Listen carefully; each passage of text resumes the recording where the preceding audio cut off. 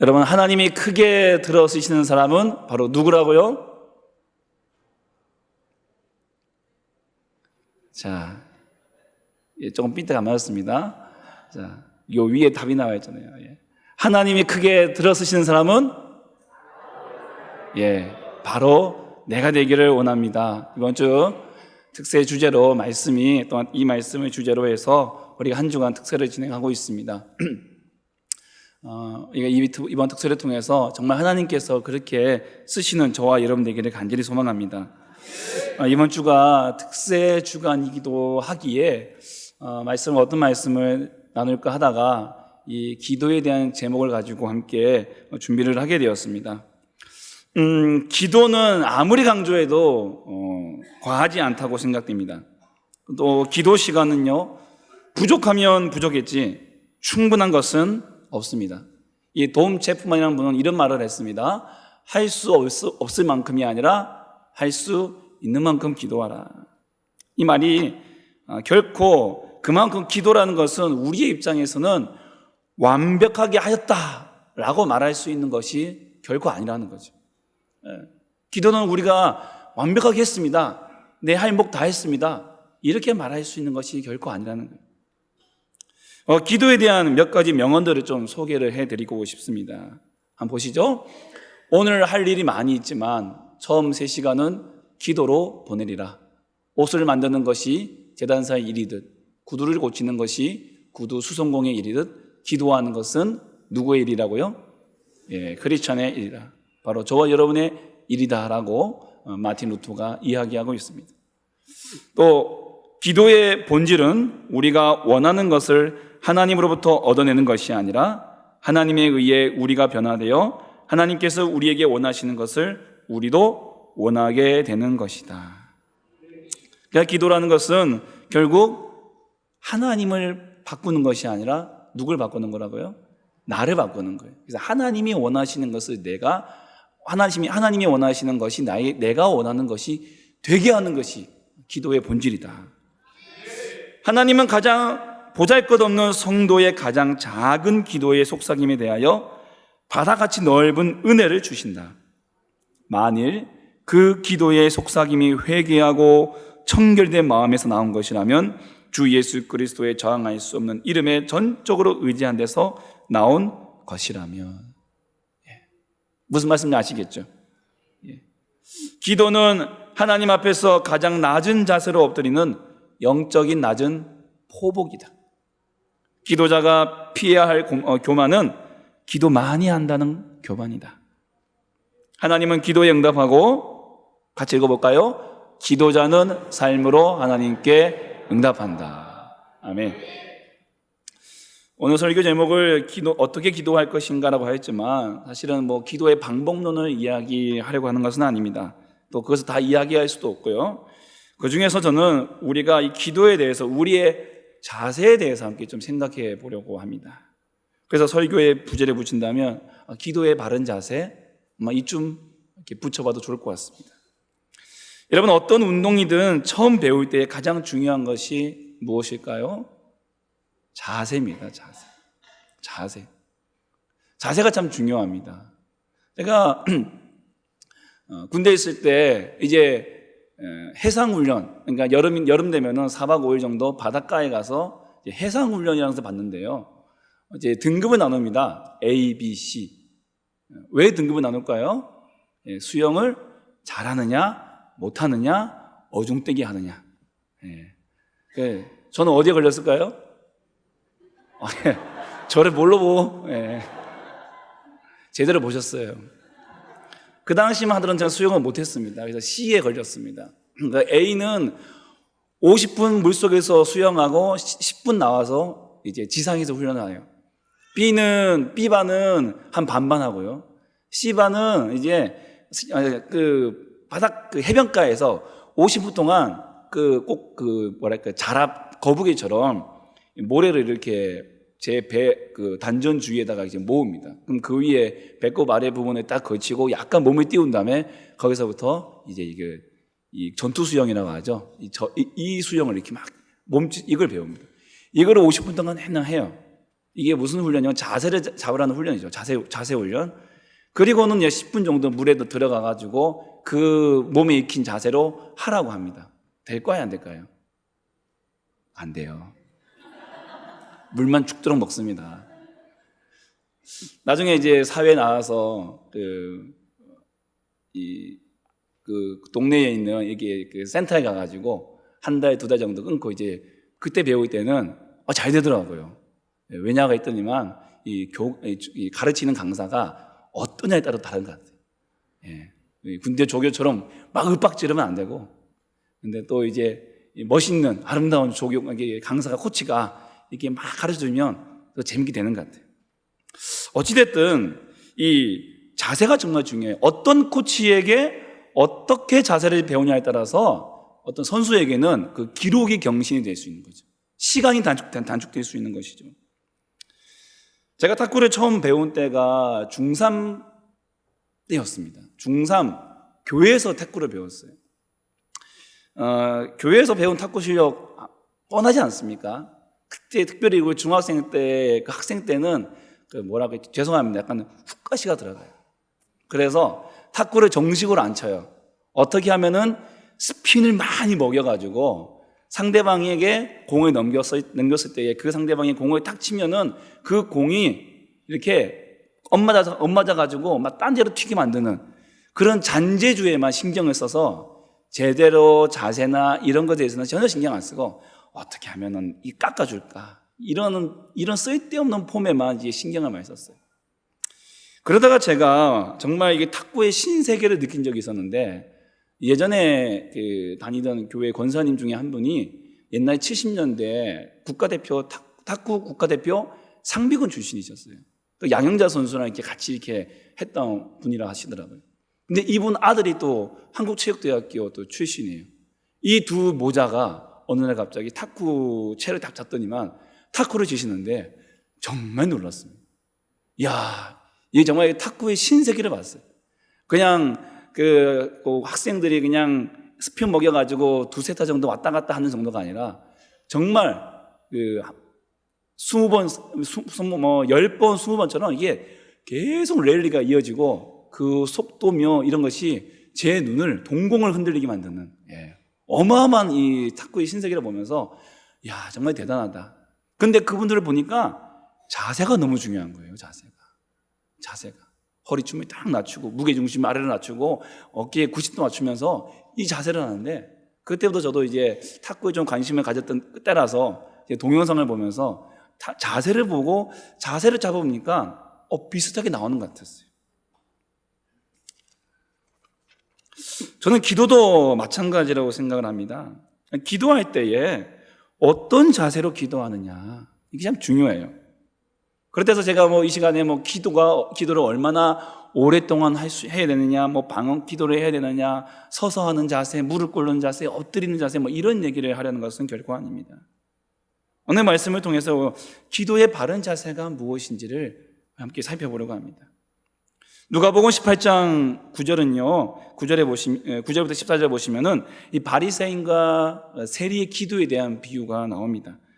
18장에는 예수님께서 2가지의 기도 비유를 말씀하시는데 1절부터 8절까지는 과부의 그 강창하는 기도, 끈질긴 기도를 말씀하고 계시고, 이 9절부터 14절까지는 바리새인과 세리의 기도를 통해서 우리에게 교훈을 주고 계세요. 그런데 이 바리새인과 세리의 기도에 대한 비유를 누구에게 하고 계시냐면 9절에 보시면 자기를 의롭다고 믿고 다른 사람을 멸시하는 자들에게 이 비유로 말씀하고 계십니다. 그러면서 등장하는 두 사람이 있습니다. 바로 바리새인과 세리입니다. 여러분, 이 두 사람은요, 극명하게 정반대편에 서 있는 사람들입니다. 자, 한 명 바리새인은 어떤 사람입니까? 가장 경건하고요, 가장 거룩하고요, 가장 하나님 말씀을 잘 지킨다고 사람들에게 인정받고 칭찬받는, 또 그렇게 또 스스로 생각하는 그런 사람들입니다. 사람들 역시 바리새인 하니까 그 사람들 인정하지, 이미 딱 그 듣고 있는 사람들 자체가 먼저 이제 인정을 하고 들어가는 사람들이죠. 그와는 반대로 세리는 가장 불경건하고 가장 더럽고 가장 하나님 말씀을 어기며 사는 자들의 대표로 등장합니다. 그들은요, 수탈자입니다. 동포들의 수탈자입니다. 동포들의 주머니에서 돈을 뺏어가지고 그들을 다스리는, 그들을 정복한 그 로마에게 돈을 바치는 그 수탈자의 입장에 서 있는 거예요. 도적이고 배신자고 로마 정부의 동조자들입니다. 그 세리라는 말이 나오면 사람들이 유하고 야유로 보냈겠죠. 그리고 그런 죄인이 거룩한 성전에 올라가서 기도한다라는 이 말 자체가 그들에게는 고개를 갸우뚱하는 거예요. 그런 죄인도 기도할 수 있나? 그런 죄인도 하나님께서 기도 받으실까? 오늘 그런 두 사람이 성전에서 똑같이 지금 서서 기도하고 있습니다. 그런데 이 기도의 내용을 보면요, 확실히 좀 다릅니다. 먼저 바리새인의 기도를 보시면은 두 개로 나눠지는 것을 볼 수가 있어요. 첫 번째 부분은요, 자기는 다른 사람과 다르다는 자기 자랑, 자기 과시, 자기 의에 가득해요. 11절 함께 읽어보겠습니다. 바리새인은 서서 따로 기도하여 이르되 하나님이여, 나는 다른 사람들 곧 토색, 불의, 가늠한 자들과 같이 아니하고 이 세리와도 같이 아니함을 감사하나이다. 나는 그들과 같지 않고요, 나는 이 사람과도 같지 않습니다. 이렇게 나는 그들과 다른, 나는 고귀한 존재입니다. 이렇게 자기를 자랑하고 자기를 과시하고 자기 의를 드러내고 있어요. 두 번째 부분은 12절인데요. 자기가 행한 것에 대해서 자랑하고 있습니다. 12절 함께 볼까요? 나는 일해에 2번씩 금식하고 또 소득의 11조를 드리나이다. 일주일에 몇 번 금식한다고요? 2번 금식한다. 일주일에 2번 금식하시는 분 계십니까? 너무 찔리더라고요. 소득의 11조를 드리고 있대요. 이 당시에 유대인들도 다 같이 하는 거지만 이 사람은 더 열심으로 하고 있는 거예요. 바리새인은 전적으로 자기 자신을 내세우는 기도를 하고 있어요. 자기는 잘못한 것도 하나도 없고 자기가 한 것은 전부 다 잘한 것이라고, 그래서 감히 나를 따를 수 있는 사람은 없다. 이러한 의미가 이 사람의 기도에 담겨져 있는 거예요. 이와 반대로 세리의 기도는 어떨까요? 13절에 보십시오. 세리는 멀리 서서 감히 눈을 들어 하늘을 쳐다보지도 못하고 다만 가슴을 치며 이르되 하나님이여, 불쌍히 여기소서, 나는 죄인으로소이다 하였느니라. 세리는 자신이 너무 큰 죄인이라 생각하고 있기 때문에 다른 예배자들과 함께 있지도 못하고 멀리 서서, 이 앞에 나와서 기도도 못하고요, 쫙 뒤에 서가지고, 아니 저 문 안에도 못 들어와가지고 저 밖에서 기도하고 있는 거예요. 뿐만 아니라 하나님 앞에서도 자신은 도저히 설 수 없는 죄인이라는 생각을 가지고 있기 때문에 남들처럼 눈을 들어 하늘도 쳐다보지도 못하고 있어요. 그리고 또 어떻게 하고 있습니까? 가슴만 치는 거예요. 가슴만. 여러분 가슴이 답답해 본 적이 많으시죠? 예, 아멘. 가슴이 답답할 때가 있어요, 분명히. 어느 순간이. 예, 내일 모레 계약한다 그러면 가슴이 답답해지잖아요. 예, 계약했나요? 예, 가슴이 답답할 때가 많이 있어요. 근데 이 가슴을 치는 거는 그런 의미가 아니에요. 정말 내 존재 자체가 얼마나 죄인 중에 죄인이라는 사실을 깨닫는 순간 느끼는 이 가슴의 응어리. 그리고 이 한마디를 외치죠. 하나님이여, 불쌍히 여겨 주옵소서. 불쌍히 여겨 주시옵소서. 나는 죄인이로소이다.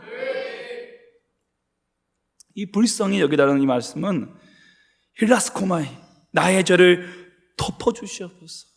부끄러워 죽겠습니다, 주님. 부끄러워 죽겠습니다.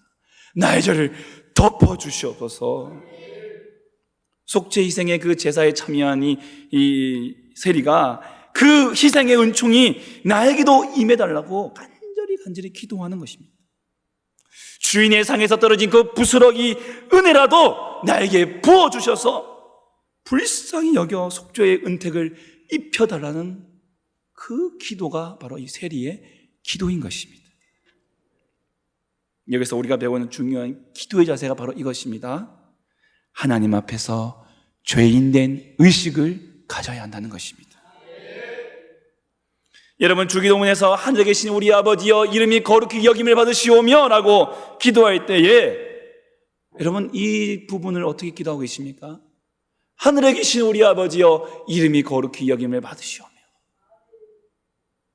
여러분, 이 기도의 내용에는 오직 하나님만이 영광 받으시 합당하신 분이시며 그분만이 이 우주 만물 중에 유일하게 거룩하신 분이십니다 라고 하는 선포가 담겨져 있는 것이죠. 그 말인즉슨 나를 포함한 그분께 지금 영광을 돌리고 그분의 이름이 거룩히 여김을 받아달라고 기도하는 나를 포함한 이 땅의 모든 피조물들은 그 앞에서 다 부정하고 죄악 덩어리입니다라는 사실을 고백하는 것입니다. 인정하는 것입니다. 그런 죄인된 내가 거룩한 하나님 아버지의 이름으로 부를 수 있고 그 하나님 아버지의 이름을 부를 수 있고 영광을 돌릴 수 있는 것이 얼마나 큰 은혜임을 깨닫는 것이 기도자의 바른 자세인 것입니다. 여러분, 에딘버러 대학의 제임스 심프슨 교수에게 한 학생이 선생님의 생애에서 가장 뜻깊은 발견은 무엇입니까? 라는 질문을 던졌습니다. 이 심프슨 교수님은 이 환자들에게 고통 없이 수술을 받을 수 있도록 마취제 클로로프롬을 발견해서 이 세계 의학계에 큰 혁명을 일으킨 아주 칭송받는 의학자였습니다. 사람들은 분명히 이 교수님이 당연히 마취제의 발견, 이 마취제의 발견이 나의 자신의 인생에서 가장 뜻깊은 발견이다라고 말할 줄 알았어요. 그러나 교수님은 이렇게 대답했습니다. 나의 생애에 있어서 가장 소중한 발견은 나는 죄인이며 예수님은 나의 구주시라는 사실을 자각한 것입니다. 이사야 6장을 보시면 이사야가 하나님 만나는 장면이 나옵니다. 그때 이사야가 어떤 고백을 합니까? 그때에 내가 말하되 화로다 나여 망하게 되었도다. 나는 입술이 부정한 사람이요 나는 입술이 부정한 백성 중에 거주하면서 만군의 여호와이신 하나님 왕을 배웠음이로다 하였도다. 누가복음 5장에 보시면 예수님께서 게네사렛 호숫가에서 베드로를 만나셨는데 밤새 물고기 잡다가 못 잡고 지쳐있는 그에게 하나님 예수님께서 물 깊은 곳에다가 그물을 던져라. 아니 예수님 밤새 고생했는데 무슨 말씀이십니까? 그래도 말씀에 의지해서 던져보겠습니다 라고 던졌는데 그물이 찢어질 정도로 이 물고기를 건져 올리게 되면서 그가 주님 앞에 했던 고백이 바로 이 말씀입니다. 시몬 베드로가 이를 보고 예수의 무릎 앞에 엎드려 이르되 주여 나를 떠나소서 나는 죄인이로소이다. 사랑하는 여러분, 하나님은 하나님 앞에서 교만한 자를 미워하시는 분인지 믿습니다. 잠언 6장 16절 17절에 보시면은 여호와께서 미워하시는 것이 뭐라고요? 교만한 눈이라고 되어 있습니다. 그리고 잠언 15장 25절에 보십시오. 여호와는 교만한 자의 집을 허신다라고 말씀하고 있습니다. 그래서 잠언 8장 13절에 여호와를 경외하는 것은 악을 미워하는 것이 아니라 나는 교만과 거만과 악한 행실과 패역한 입을 미워하는 것이다. 여호와를 경외하는 것은 교만을 미워하는 것이라고 말씀하고 있습니다. 하나님께서 기뻐하시고 하나님께서 받으시는 올바른 기도의 자세, 그것은 바로 내가 죄인임을 철저하게 고백하는 데서 시작하는 줄 믿습니다. 말씀을 많이 알면 알수록, 기도를 많이 하면 할수록 진짜 성도의 모습은 나 자신이 얼마나 죄인이며 부족한지를 깨닫는 것입니다. 나에게 쌓여가는 말씀의 지식과 기도의 시간들이 나를 거룩하게 만드는 것이 아니라 그 지식과 시간들이 쌓이면 쌓일수록 내가 더 죄인임을 깨닫고 하나님 앞에서 더욱더 은혜를 구하게 만드는 것이 바로 정상인 것입니다. 성공적인 기도의 자세, 바로 나 자신의 죄인됨을 인정하는 데서 시작합니다. 이 겸손의 모습으로 하나님 앞에 서는 저와 여러분 되시기를 간절히 바랍니다. 한 걸음 더 나아가 바리새인의 기도는 남과 비교하는 기도입니다. 11절 하반절에 보시면은 바리새인이 기도하면서 끝에 가서요, 이 세리와도 같지 아니함을 감사합니다 라고 기도하고 있어요. 서두에서도 하나님을 부르고, 서두에서는 하나님이여 라고 부르고 있지만 정작 기도의 내용은 자신의 세리와 자신의 비교하면서 나는 그 사람과 같이 그 사람처럼 살지 않았습니다 라고 자기 의를 자랑하는 기도를 하고 있는 것이죠. 남과 비교를 하면 두 가지 현상이 일어납니다. 하나는 자기보다 못한 사람과 비교를 하면 어떻습니까? 우월감에 젖어들고 또 멸시하게 되죠. 또 하나는 자기보다 뛰어난 사람을 보면 뛰어난 사람과 비교하게 되면은 이게 좌절과 열등감에 이게 빠지게 됩니다. 어느 것 하나 좋은 것이 없어요. 여러분 달란트 비유를 기억하시죠? 10달란트, 2달란트, 5달란트. 그 달란트 교훈이 주시는 것 중에 하나가 무엇입니까? 얼마나 주인을 믿고 충성되게 일하느냐. 몇 달란트를 받았느냐가 중요한 것이 아니라 얼마나 충성되게 누구를 믿고요? 주인을 믿고 일하느냐는 거예요. 우리 주인님은 그럴 뿐이 아니라는 거예요. 어떤 분입니까? 그냥 그 숫자에 따라서 편견 가지고 대하시는 분이 아니시라는 거예요. 주님은, 그 주인은 2달란트 받은 종과 5달란트 받은 이 두 종을 똑같이 칭찬하셨어요. 신앙은 나는 저 사람처럼 살지 않겠다 이렇게 말하는 것이 결코 아닙니다. 남들과 비교해서 나쁜 짓 안 하고 사는 것이 결코 아닙니다. 진정한 신앙은 예수님 말씀에 순종하며 사는 것입니다. 남과 비교하면요, 그 수준에 머물 수밖에 없습니다. 그러나 예수님 말씀에 순종하면, 예수님이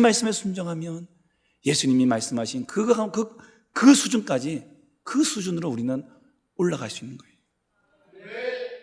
자신의 죄인됨을 고백하는 겸손한 사람은 결코 남과 비교하지 않습니다. 세리처럼 다른 사람을 보지 않고 오직 하나님 앞에서 나 자신의 부족함을 고백하고 지금보다 더 큰 죄인에게 필요한 은혜를 부어달라고 간구하는 그러한 자세. 오늘 이런 기도의 간절한 자세를 가지는 저 여러분 되시기를 간절히 소망합니다. 마지막으로 기도의 바른 자세는 행위가 아니라 존재의 변화에 관심을 두는 것입니다. 바리새인은 12절에서 자신이 일주일에 2번 금식을 하고 소득의 11조를 드렸다고 기도하고 있습니다. 일반적으로 유대인들은요 1년에 한 번 대속죄일에 금식을 합니다. 그리고 소출의 이 10분의 1을 바칩니다. 거기에 비하면 이 바리새인은 너무나도 경건한 사람이에요. 일주일에 2번 금식하죠. 모든 수입에서 10분의 1을 드렸다고 하니 이 사람에게 있어서는 자기 자신에게 굉장히 뿌듯함, 큰 자부심을 갖고 있는 것 같아요. 거기에 비하면 세리는 어떻습니까? 이 바리새인은 헌금을 많이 드리는 사람이기 때문에 성전을 유지하는 사람입니다. 성전을 지키는 사람이라고 볼 수 있어요.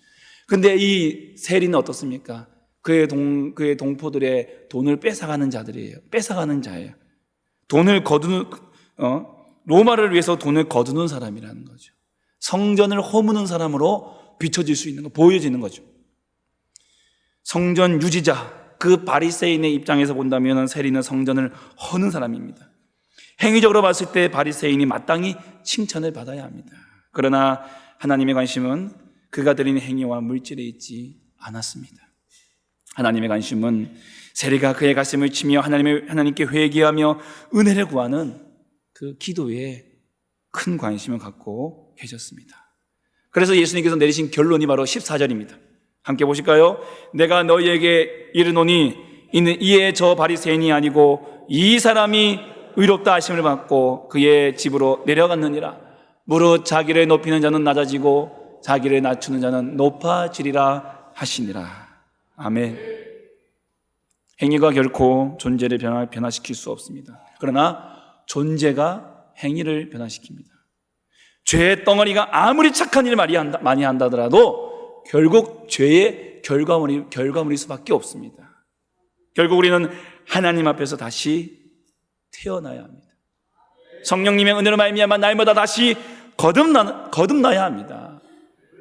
뭐뭐 하는 척 하는 사람이 아니라 뭐뭐 하는 사람, 뭐뭐의 사람이 되어야 된다는 것이죠.